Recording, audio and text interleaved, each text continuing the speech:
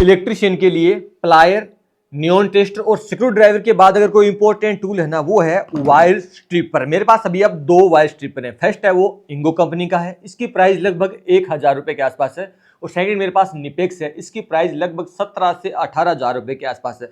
आज इन दोनों का मैं फुल्ली कंपैरिजन करने वाला हूं। वैसे दोनों का प्राइस में कोई कंपैरिजन नहीं है, पर क्या एक दूसरे को वर्क के अंदर बीट करते हैं क्या, तो हम दोनों को बैक टू बैक चेक करते हैं। वैसे देखो दोनों का फंक्शन क्या है। वायर को स्ट्रिप करना, ये 20 mm तक वायर को छील सकता है, यानी यहाँ से इसका इंसुलेशन निकाल सकता है। इसकी जो कैपेसिटी है वो 10 स्क्वायर mm तक की है। उसके बाद ये वायर को क्रिम्पिंग करेगा 4 स्क्वायर mm तक, और ये यहाँ पे 10 स्क्वायर mm तक का वायर है वो कट कर सकता है। इसका जो यहाँ पे कटर हुआ है, जो हमारे पास इंगो है, इसका भी सेम फंक्शन है। ये लगभग 6 स्क्वायर तक mm इसके लिखा हुआ है, वायर को ये छील सकता है 0.2 से लेके 6 स्क्वायर mm तक का। उसके बाद इसकी जो कटिंग है वो देखते हैं अपन, 10 तक ट्राई करते हैं। और उसके बाद इसमें एक एनवीसी का फंक्शन है, और उसके बाद इसका एक क्रिम्पिंग भी है। तो चेक करते हैं दोनों कितने वैल्यू फॉर मनी है। तो सबसे पहले मैं ट्राई करता हूँ इंगो की, जो कि लगभग हमारे पास 1000 रुपए का आ जाता है। सबसे पहले करता हूँ इसको मैं कट। तो ये मेरे पास यहाँ पे सबसे पहले मैं शुरुआत करता हूँ यहाँ पे 1.5 स्क्वायर mm से। तो इसको मैं सबसे पहले करता हूँ यहाँ पे लाइक कट किया। उसके बाद यहाँ पे इसको मैं एडजस्ट कर सकते हैं। आगे की तरफ इसमें वायर पे टक्कर लगती है, देखो सामने ऐसे ऐसे इसमें लगता है। तो इसमें जितना एडजस्ट करना चाहिए, हमें चाहिए उतना हम कर सकते हैं। जैसे मैं इसको लगभग इसमें 10 mm तक इसको मैं छिलूंगा, ठीक है। तो इसको क्या करते हैं, इजीली इसमें डालते हैं, और डालने के बाद ऐसे करना होता है। और इसके देखो यहाँ पे इंसुलेशन है वो निकल गया। एज ए वायर स्ट्रिप ये प्रॉपर काम कर रहा है। अब ये सेम ही काम करता हूँ मैं निपेक्स पे। तो मैं यहाँ पे इसको कर देता हूँ कट। इसमें भी कटर दिया हुआ सेपरेट। उसके बाद इसको एडजस्ट कर सकते हैं। इसको भी लगभग मैं 10 mm तक छिलूंगा, और यहाँ से इसको एडजस्ट कर सकते हैं वायर की थिकनेस के हिसाब से। तो ये अप डाउन होता रहता है। तो इसको मैं नीचे कर लेता हूँ फिलहाल। और मेरे पास 1.5 तो इसमें डालता हूँ। डालने के बाद सेम ये एफर्ट है, ये इसको बराबर एकदम स्ट्रिप कर रहा है। तो इन दोनों लगभग अच्छे से वर्क कर रहे हैं। सेकंड में चेक करता हूँ थोड़ी सी हेवी केबल पे 2.5 पे। तो 2.5 वो कैसे काम करता है, इसको मैं करता हूँ यहाँ पे कट। और उसके बाद वही सेम फंडा है। इसको यूज लेना बहुत आसान होता है, प्रॉपर वर्क कर रहा है। उसके बाद इसको चेक करते हैं। मैं कर दोबारा कट किया, और कट करने के बाद इसके अंदर ऐसे डालते हैं। डालने के बाद लाइक ये भी बहुत ही बेस्ट परफॉर्म कर, लगभग दोनों ही अच्छे काम कर रहे हैं, किसी में कोई ज़्यादा इसमें कमी नहीं लगी। उसके बाद चेक करता हूँ मैं इसका 4 स्क्वायर mm। तो 4 स्क्वायर mm को सबसे पहले करता हूँ यहाँ पे कट बेस्ट कर रहा है। कट करने के बाद वही सेम फंडा है, ये इसको अच्छे से मतलब इसको स्ट्रिपिंग कर रहा है। इसकी वायर की स्ट्रिपिंग की इसने। उसके बाद इसको चेक करता हूँ निपेक्स को। निपेक्स थोड़ा लाइट वेट है, थोड़ा कॉम्पैक्ट है। इसमें थोड़ा यहाँ पे फैब्रिक यूज किया गया है, थोड़ा सा मतलब उस टाइप का है, वो थोड़ा हेवी टाइप का सा लग रहा है। और दोबारा इसको चेक करते हैं। इसने बहुत बेस्ट है वो अपना काम किया है। 4 स्क्वायर mm तक हमने चेक कर लिया। उसके बाद इसकी जो कैपेसिटी वो सिर्फ 6 स्क्वायर mm तक लिखी हुई है। तो इसमें 6 स्क्वायर mm चेक करता हूँ। दोबारा इसको मैं यहाँ से करता हूँ इसको कट करने के बाद अगेन इसको फिल किया। फिल करने के बाद इसको मैं ऐसे प्रेस किया, और इसने एज ए वायर स्ट्रिप इसका इंसुलेशन वो निकाल दिया। अब चेक करता हूँ इसकी, जो कि इसको एडजस्ट करना होता है, और एडजस्ट उसको भी करना होता है। उसमें यहाँ पे एडजस्ट करने के लिए एक ये विग नट लगा, उसको अप और डाउन कर सकते हैं। जैसे जैसे केबल बढ़ती है उस पर उसको एडजस्ट करते हैं। अब इसको मैं चेक करता हूँ निपेक्स को। तो लाइक इसमें मैं थोड़ा सा इसको कम कर देता हूँ गैप, और 6 स्क्वायर mm चेक करता हूँ। तो क्या ये प्रॉपर काम कर रहा है। वैसे 10 स्क्वायर mm तक है, तो 6 स्क्वायर mm तक दोनों ही ठीक से काम कर रहे हैं। अब नेक्स्ट चेक करता हूँ मैं यहाँ पे 10 स्क्वायर mm। तो क्या इंगो कर पाएगा।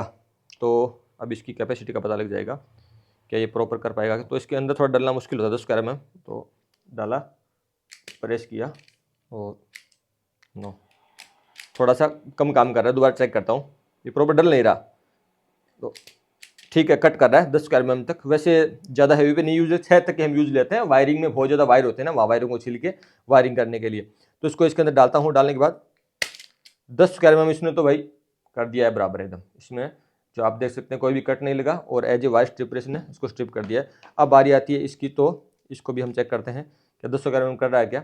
अब हम चेक करते हैं निपेक्स को। तो इसको इसके अंदर फिल किया। फिल करने के बाद आपको वैसे एफर्ट लगाना है, दबाना है। तो इसने ये प्रॉपरली कर दिया है, आप देख सकते हैं। तो दोनों ही मतलब अच्छे से काम कर रहे हैं, यानी कि इसने 10 स्क्वायर mm तक का स्ट्रिपिंग कर दिया। इसका थोड़ा स्टैंड 12 है, इसकी वजह से चेक करता हूँ। दोबारा इसको कट करते हैं, और कट करने के बाद इसको चेक करते हैं।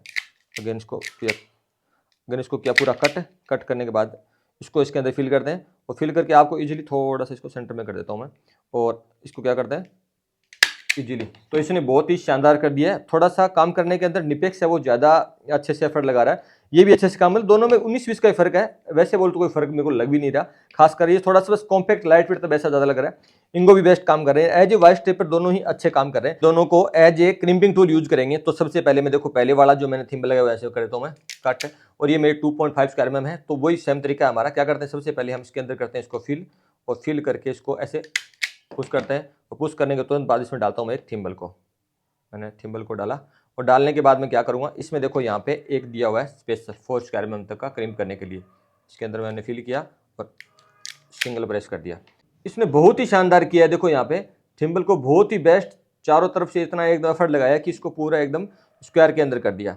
तो ये बहुत ही बेस्ट इसने थिम्बलिंग की है, तो ये निकलने का कोई चांस ही नहीं है। सेकंड चेक करता हूँ मैं इंगो से ये कैसे कर पाता है क्रिम्पिंग। तो वही तरीका ऐसा है, इसको किया कट करने के बाद इसको अंदर डाला और किया प्रेस, तो इसने यहाँ पे देखो एज स्ट्रिप प्रेस की इंसुलेशन निकाल दिया।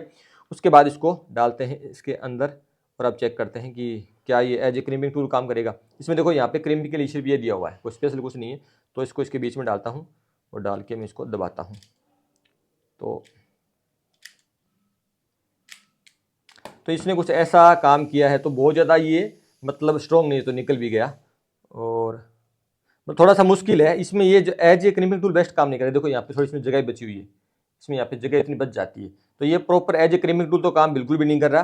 पर हाँ, एज इसका वायर कटर और वायर स्ट्रिप ठीक काम करे। अब इसके अंदर एक एक्स्ट्रा फीचर है NCV नॉन कंडक्टिव वोल्टेज। इसको बस इतना ही काम है कि सप्लाई वोल्टेज को बताए। जैसे यहाँ पे मेरे पास अभी 220 वोल्टेज सप्लाई है ना, तो इसको इसके पास ले जाऊँ तो इसके अंदर एक बीप बजेगी। इसमें क्या करते हैं, यहाँ पे इसको प्रेस करते हैं, इसके अंदर यहाँ पे 2 सेल इनबिल्ड है ऑलरेडी, देखो ठीक है। तो ये क्या करेगा, इसके पास ले जाऊंगा तो ये सप्लाई वोल्टेज बताएगा कि अभी यहाँ पे कोई भी सप्लाई उपलब्ध है। अब कितना वोल्टेज इसको नहीं पता है। जैसे मैंने यहाँ पे प्रेस किया तो अभी कुछ भी ब्लिंक नहीं हो रहा, नहीं कोई आवाज़ कर रहा। जैसे मैं इसी के पास ले जाऊँ वायर के पास, तो यहाँ पे सप्लाई वोल्टेज कहेगा कि यहाँ पे अभी उपलब्ध है सप्लाई। तो काम करने से पहले इसको क्या है, वायर स्ट्रिप से पहले चेक कर सकते हैं। और जैसे इसकी सप्लाई बंद कर देंगे तो क्या है, ये कोई भी सप्लाई को नहीं बताएगा। तो ये इसका NCV वो एक एक्स्ट्रा फीचर है। अब मेरा इन दोनों में फाइनल ओपिनियन क्या है। इसकी प्राइस लगभग 17 से 18 हज़ार रुपये, मैंने आपको बताया। इसकी प्राइस लगभग 1,000 रुपये की, इससे लगभग 200 रुपये कम है। तापड़िया का आता है लगभग 700 से 800 रुपये का, और इसमें स्टेनली का आता है इससे 200 रुपये महंगा, लगभग 1200 रुपये के आसपास आता है। जैसे आपको मार्केट में कई मिल जाते हैं। और ये निपेक्स है जो कि जर्मनी का ब्रांड है, बहुत ही ऑथराइज्ड ब्रांड है, जो कि खास तौर इसमें यूरोप में बहुत ज्यादा इसकी पकड़ है। सबसे ज्यादा इसकी रेटिंग है, मान लीजिए एज ए आईफोन है ये, ठीक है, और ये एज ए एंड्रॉइड है। तो थोड़ा सा मतलब इसका प्राइस मेरे को और प्राइस लग रहा है, क्योंकि ये प्राइस तो कोई भी पे नहीं करिए। 17 से 18 हज़ार रुपये बहुत ज्यादा हो जाता है एक टूल के, वो भी एक वायर स्ट्रिपर के, जो कि ये काम 1,000 वाला भी कर रहा है। मैं ये नहीं कहूँगा दोनों में से घटिया कौन सा है, दोनों ही अपनी प्राइस के अंदर सही है, पर ये और प्राइस है।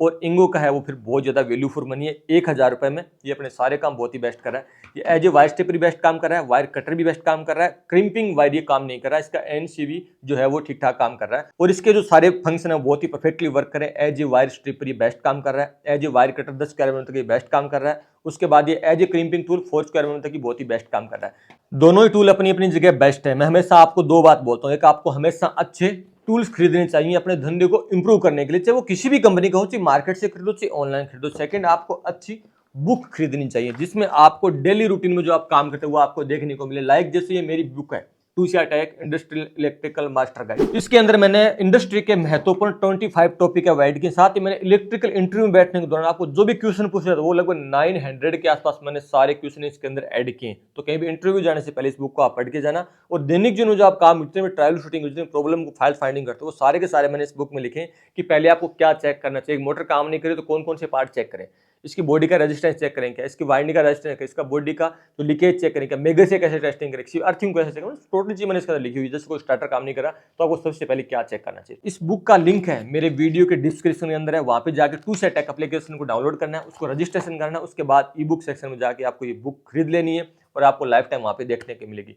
सेकंड, आपको यहाँ पे फ्री क्यूज मिलती है, रोज 10 क्वेश्चन मिलते हैं सबसे इंपॉर्टेंट महत्वपूर्ण जो आपको ऑन टेबल पूछे जाते हैं। और थर्ड, इसमें हर वीक एक टेस्ट आता है जो कि बहुत ही इंपॉर्टेंट होता है जो बच्चे पढ़ रहे हैं उनके लिए और जो अभी इंडस्ट्री ज्वाइन करना चाहते हैं। इसकी क्यूज और टेस्ट दोनों फ्री ऑफ कॉस्ट है।